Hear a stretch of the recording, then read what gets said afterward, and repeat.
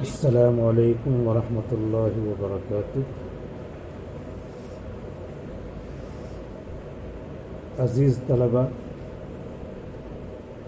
جامعہ اسلامیہ اشاعۃ العلوم عقل قوہ کی درس نظامی میں عربی پنجم کی جماعت میں تیسیر علوم الحدیث کے نام سے اصول حدیث کے موضوع پر یہ کتاب داخل کی گئی ہے، جو شرح نخبۃ الفکر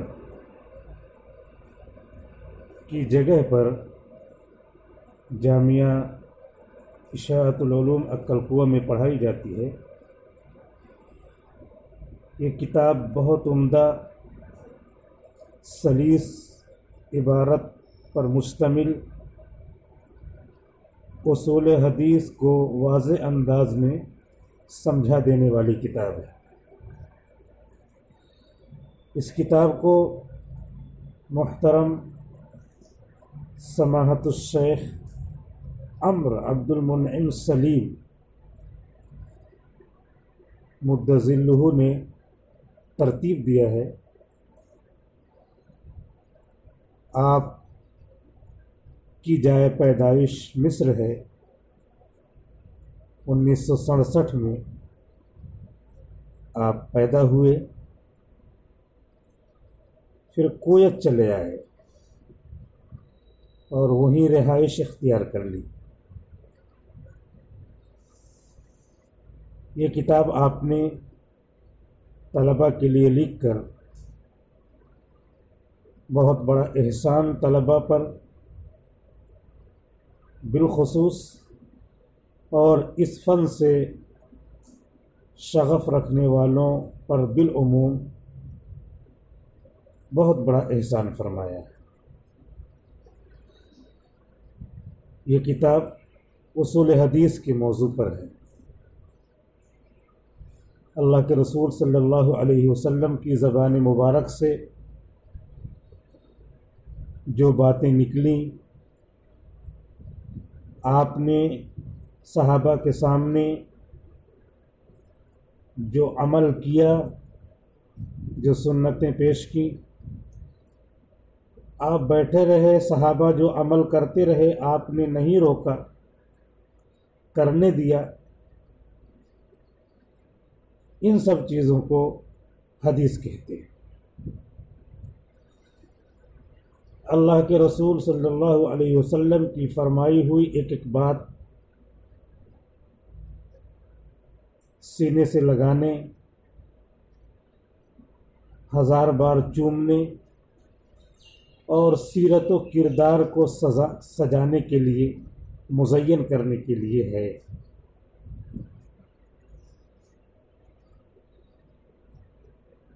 اس لیے ہر حدیث پر عمل کیا جانا چاہیے اور عمل کیا جاتا رہا ہے۔ لیکن اللہ کے رسول صلی اللہ علیہ وسلم نے 1441 سال پہلے جو باتیں بیان فرمائیں، آج ہمارے سامنے وہ باتیں بعین ہی پہنچی ہیں، یا کسی نے کچھ باتیں اپنی طرف سے بیان کر کے قال رسول اللہ صلی اللہ علیہ وسلم کہہ دیا ہے۔ یہ پرکھنا، یہ جاننا ضروری ہے۔ اسی جاننے کے لیے، اسی علم و معرفت کے لیے کچھ قواعد اسلاف عظام محدثین کرام کی جماعت نے بنائے، جن اصول و قواعد کی روشنی میں ہم یقینی طور پر ظن غالب کے طور پہ یہ کہنے میں حق بجانب ہوتے ہیں کہ اللہ کے رسول صلی اللہ علیہ وسلم نے یقیناً یہ بیان فرمایا ہے، یا غالب گمان ہے یہ آپ ہی نے فرمایا ہے، اسی بنیاد پر اس کا حدیث میں شمار ہوتا ہے، اس کو حدیث کا نام دیا جاتا ہے اور اس پہ عمل کیا جاتا ہے۔ اسی بنیاد پر حدیث کو پرکھنے کا اصول بنایا گیا ہے اور پورا ایک فن مدون ہو کر سامنے آیا ہے جس کو فن اصول حدیث کہتے ہیں۔ جس راستے سے ہم تک حدیث پہنچی ہے اس راستے میں کوئی گڑبڑی تو نہیں ہوئی، کوئی خرابی و فساد تو نہیں پیدا ہونے پایا، تو اسی فساد کی نوعیت، خرابی اور گڑبڑی کی نوعیت کے اعتبار سے حدیثوں کا نام ہو جاتا ہے۔ اس لیے ہم اللہ کے رسول صلی اللہ علیہ وسلم کی حدیثیں پڑھتے ہیں تو دیکھتے ہیں کہ کس راستے سے آئی ہے، یہ حدیثیں کس راستے سے آئی ہیں۔ راستہ راویوں کا ہے، بیان کرنے والے ہیں۔ تو حدیث رسول یہ متن اور مقصود ہے، اور روات نقل کرنے والے یہ ذریعہ ہیں جن کو سند کا درجہ حاصل ہے۔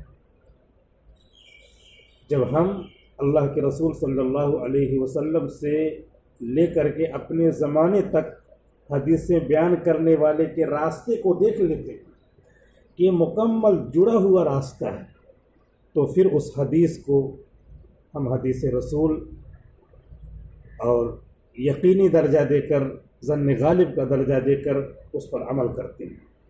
اس راستے کا نام ہم سند کہتے ہیں اور ان کی نقل کردہ چیز کو ہم متن کہتے ہیں۔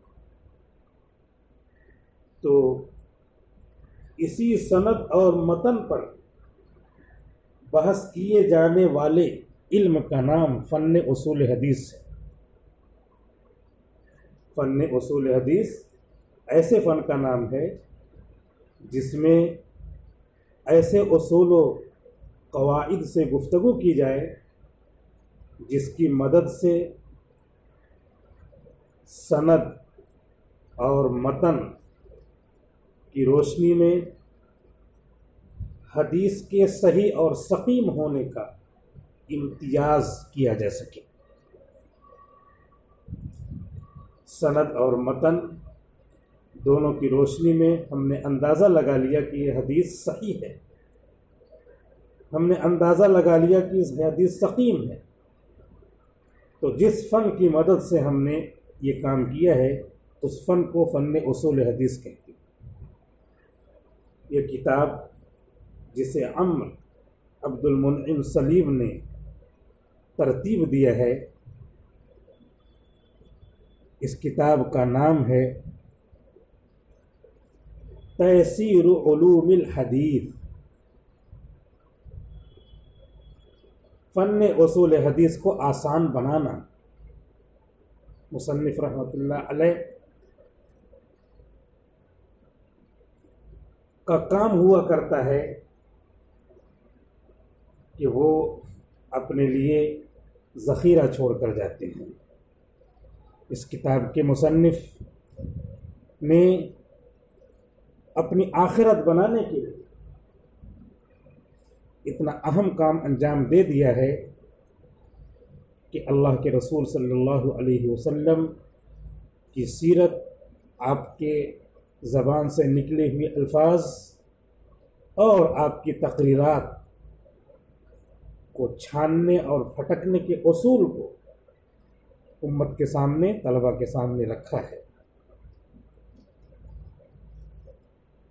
لہٰذا ہمیں جاننا چاہیے کہ اس کتاب میں مصنف نے بنیادی طور پہ کیا باتیں بیان کی ہیں۔ مصنف نے اپنے کتاب کے 3 حصے کیے ہیں۔ ایک حصے میں حدیث کی اقسام کو بیان فرمایا ہے، تو وہ مذکرۃ اصناف الحدیث کہلاتا ہے۔ حدیث کی قسموں کو یاد دہانی کرانے کا، حدیث کے قسموں کی ڈائری ہے۔ دوسرا حصہ ہے حدیث جس راستے سے آئی ہے، یعنی راویوں کا راستہ۔ تو راوی کیسے ہیں، ان کی تعدیل کی جائے، انہیں عادل قرار دیا جائے، یا ان پر جرح کی جائے کہ عادل نہیں تھے بلکہ فلاں کمی تھی۔ تو دوسرے حصے میں راویوں پر جرح و تعدیل کا بیان ہے، اور تیسرے حصے میں مصنف کتاب نے اقسام حدیث اور راویوں پر جرح و تعدیل کی مشق کرایا ہے۔ پریکٹیکل انداز سے طالبان علوم نبوت کو، طالبان حدیث نبوی کو سمجھانے کی کوشش کی ہے کہ فلاں حدیث ہے، اس کا متن ایسا ہے، اس کے راوی فلاں ہیں، فلاں راوی کے اندر فلاں کمی ہے، لہٰذا یہ حدیث اقسام حدیث میں سے اس کا نام بالفرض منقطع ہوگا، بالفرض اس کا نام معضل ہوگا، بالفرض اس کا نام موضوع ہوگا، بالفرض اس حدیث کا نام متواتر ہوگا، اس طرح نام بتلایا ہے۔ تو 3 حصوں میں مصنف رحمۃ اللہ علیہ نے اپنی اس کتاب کو تقسیم کیا ہے۔ پہلا حصہ ہے اقسام حدیث کے سلسلے میں، دوسرا حصہ ہے جرح و تعدیل کے سلسلے میں، اور تیسرا حصہ ہے ان دونوں باتوں کی مشق کے سلسلے میں۔ ان 3 سلسلوں کو اس کتاب کے مصنف نے 318 صفحے تک پھیلایا ہے، اور آخر میں کتاب کی فہرست کو 4 ورق میں یعنی 8 صفحے میں لکھ کر کے 328 صفحے کی اپنی کتاب بنایا ہے، جس کا خطبہ اس طریقے سے شروع ہوتا ہے۔ کتاب شروع کرتے ہیں، کتاب شروع کرنے سے پہلے دعا پڑھ لیتے ہیں۔ رب یسر ولا تعسر وتمم بالخیر یا فتاح وبک نستعین۔ رب یسر ولا تعسر وتمم بالخیر یا فتاح وبک نستعین۔ رب یسر ولا تعسر وتمم بالخیر یا فتاح وبک نستعین۔ رب یسر ولا تعسر وتمم بالخیر یا فتاح وبک نستعین۔ بسم اللہ الرحمن الرحیم۔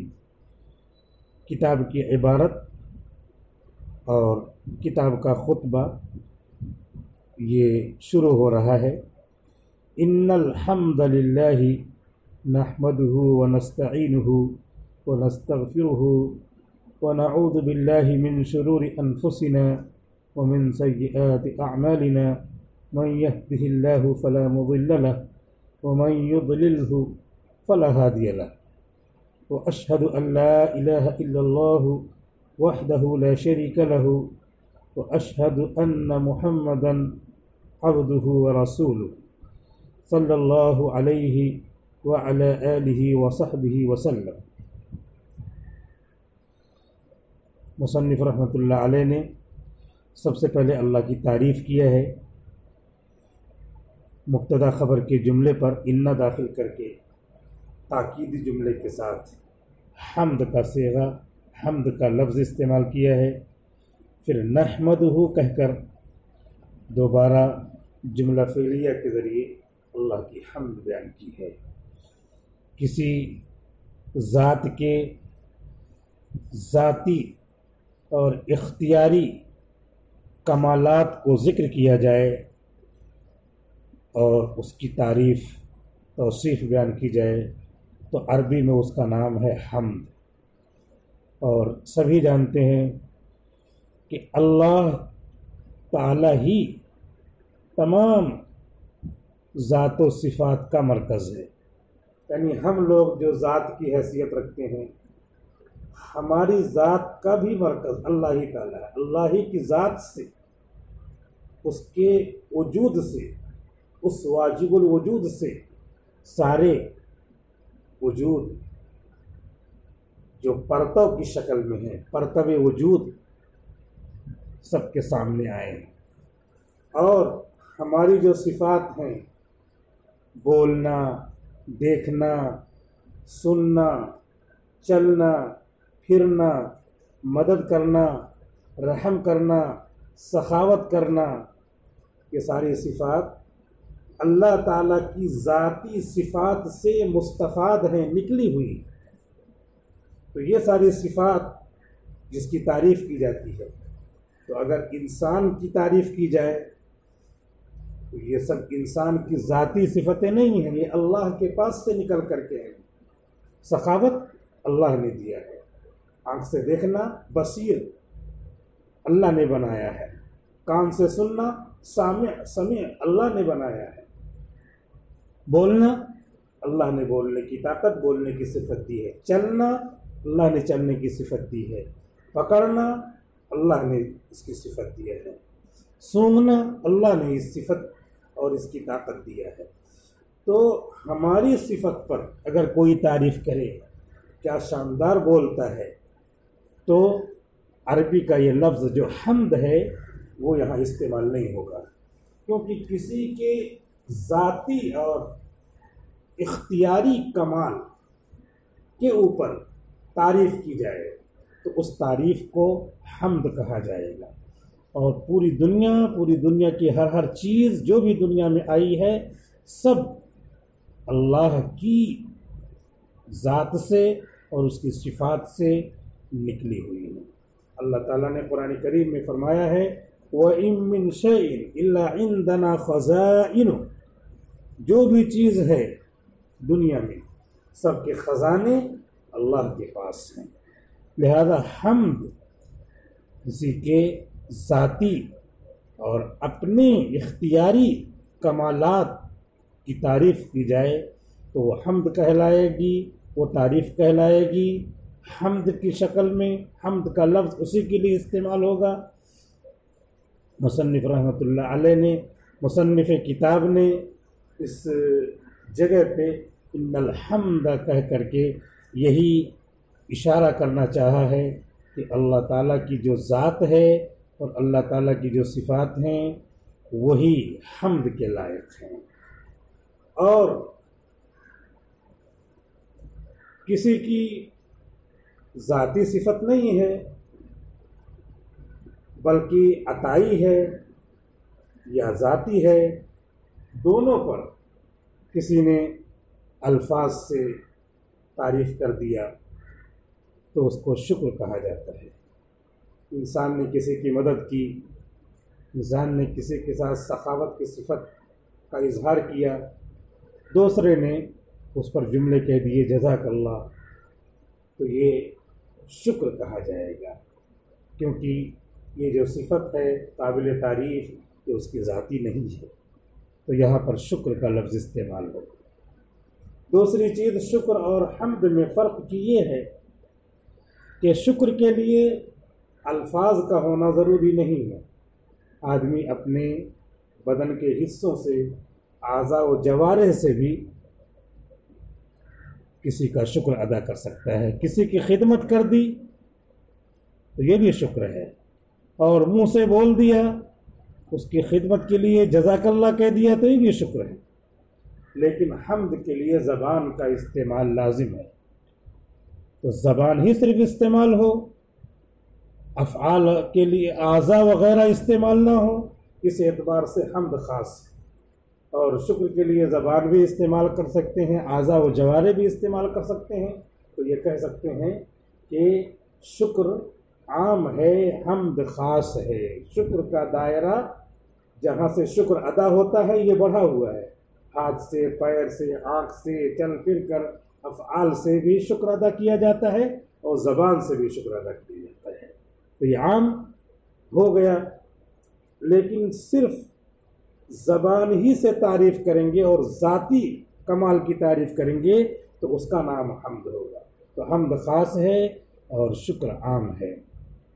20 منٹ کا یہ سبق مکمل ہوا۔ اب انشاءاللہ ہم اگلے سبق کے لیے دوبارہ آپ سے ملیں گے۔ دعا کریں کہ اللہ تعالیٰ سبق کو زیادہ سے زیادہ مفید بنائے، آمین۔ السلام علیکم ورحمۃ اللہ وبرکاتہ۔